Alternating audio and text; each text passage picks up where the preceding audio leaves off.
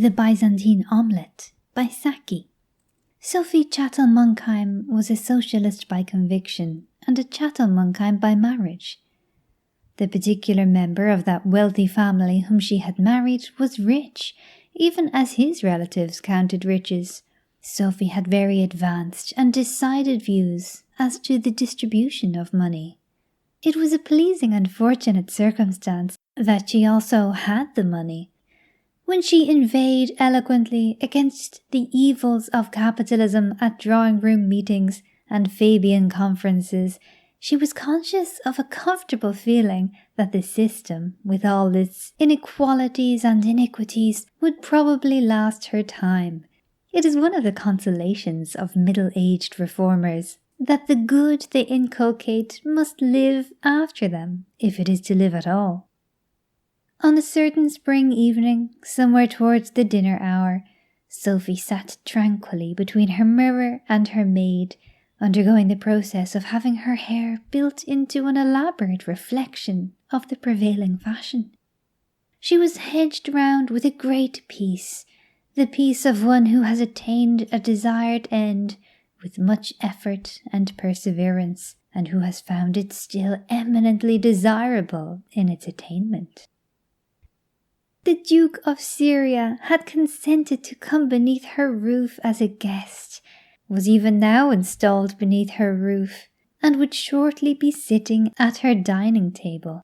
As a good socialist, Sophie disapproved of social distinctions, and derided the idea of a princely caste. But if there were to be these artificial gradations of rank and dignity, she was pleased and anxious to have an exalted specimen of an exalted order included in her house party. She was broad-minded enough to love the sinner while hating the sin, not that she entertained any warm feeling of personal affection for the Duke of Syria, who was a comparative stranger, but still, as Duke of Syria, he was very, very welcome beneath her roof. She could not have explained why, but no one was likely to ask her for an explanation, and most hostesses envied her. "You must surpass yourself tonight, Richardson," she said complacently to her maid. "I must be looking my very best. We must all surpass ourselves."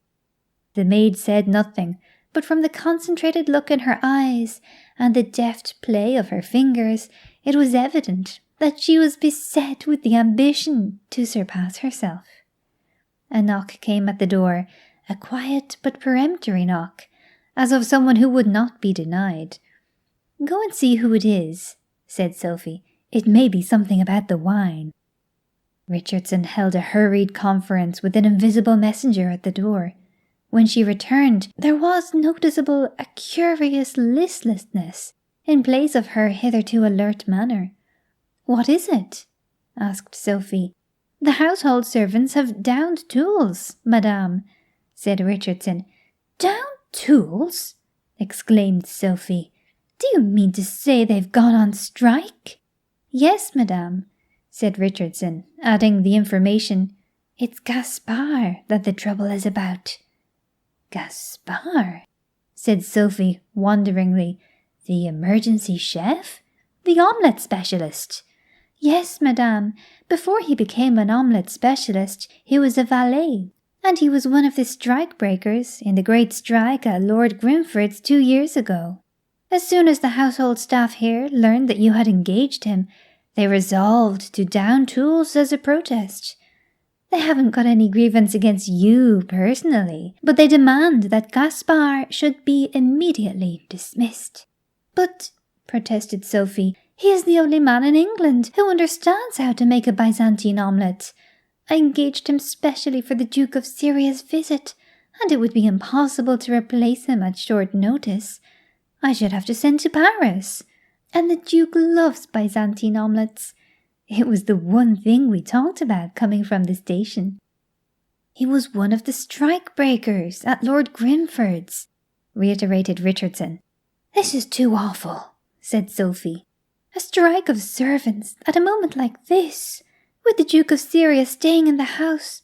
Something must be done immediately. Quick, finish my hair. and I'll go and see what I can do to bring them round." "I can't finish your hair, madame," said Richardson quietly, but with immense decision. "I belong to the union, and I can't do another half-minute's work till the strike is settled. I'm sorry to be so disobliging." "But this is inhuman!" exclaimed Sophie tragically. "I've always been a model mistress, and I've refused to employ any but union servants. And this is the result. I can't finish my hair myself. I don't know how to. What am I to do? It's wicked." "Wicked is the word," said Richardson. "I'm a good conservative, and I've no patience with this socialist foolery, asking your pardon. It's tyranny, that's what it is, all along the line, but I've my living to make, same as other people, and I've got to belong to the union. I couldn't touch another hairpin without a strike permit, not if you was to double my wages." The door burst open, and Catherine Malsom raged into the room. "Here's a nice affair," she screamed. "A strike of household servants without a moment's warning, and I'm left like this. I can't appear in public in this condition." After a very hasty scrutiny, Sophie assured her that she could not. "Have they all struck?" she asked her maid. "Not the kitchen staff," said Richardson. "They belong to a different union." "Dinner at least will be assured," said Sophie. "That is something to be thankful for." "Dinner!" snorted Catherine. "What on earth is the good of dinner when none of us will be able to appear at it? Look at your hair, and look at me, or rather, don't. I know it's difficult to manage without a maid. Can't your husband be any help to you?" asked Sophie despairingly. "Henry? He's in worse case than any of us. His man is the only person who really understands that ridiculous newfangled Turkish bath that he insists on taking with him everywhere." "Surely he could do without a Turkish bath for one evening," said Sophie. "I can't appear without hair, but a Turkish bath is a luxury." "My good woman," said Catherine, speaking with a fearful intensity. "Henry was in the bath when the strike started. In it, do you understand? He's there now. Can't he get out? He doesn't know how to. Every time he pulls the lever marked release, he only releases hot steam. There are two kinds of steam in the bath, bearable and scarcely bearable. He has released them both. By this time I'm probably a widow." "I simply can't send away Gaspard," wailed Sophie. "I should never be able to secure another omelette specialist." "Any difficulty that I may experience in securing another husband is of course a trifle beneath anyone's consideration," said Catherine bitterly.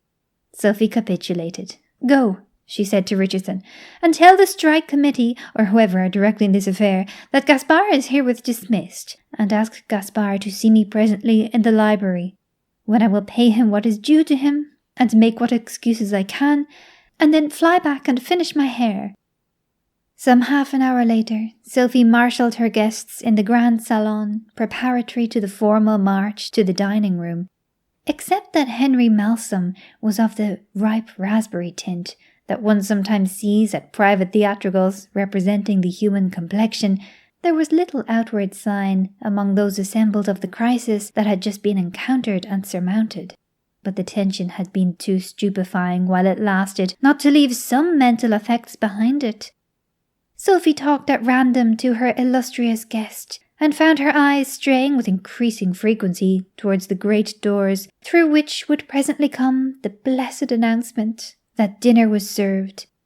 Now and again she glanced mirrorward at the reflection of her wonderfully coiffed hair, as an insurance underwriter might gaze thankfully at an overdue vessel that had ridden safely into harbour in the wake of a devastating hurricane.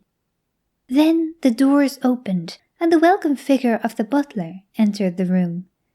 But he made no general announcement of a banquet in readiness, and the doors closed behind him. His message was for Sophie alone. "There is no dinner, madame," he said gravely. "The kitchen staff have downed tools. Gaspard belongs to the union of cooks and kitchen employees, and as soon as they heard of his summary dismissal at a moment's notice, they struck work.